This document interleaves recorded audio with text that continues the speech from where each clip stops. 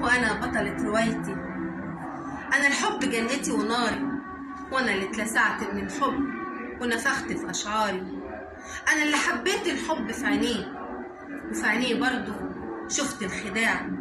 فهمني إنه في حياته عمره ما باع، وتعهدنا على الوفا والفتحة على اللي يخون.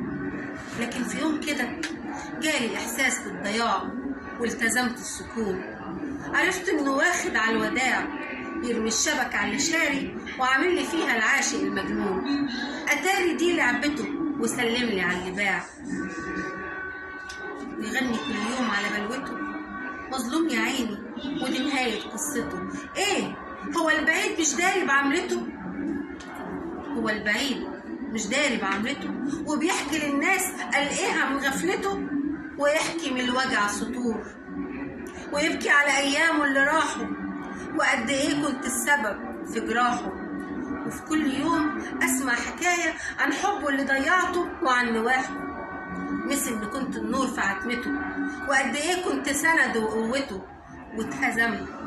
واتهزمت وبكيت كتير من الليالي، وهرمت سنيني من الوجع. وصبرت بس مش مستنية الجدع، صبرت ألملم في قلبي اللي اتمزع، وحول دموع العين ندى يروي طريقي في أيام اللي جاية. ينبت زهور توشوش عني الودع وعن سعادتي وفرحتي وهنايا، وبكرة هيدوق هو طعم الوجع. الله الله الله الله. نعم؟ أول بيتين؟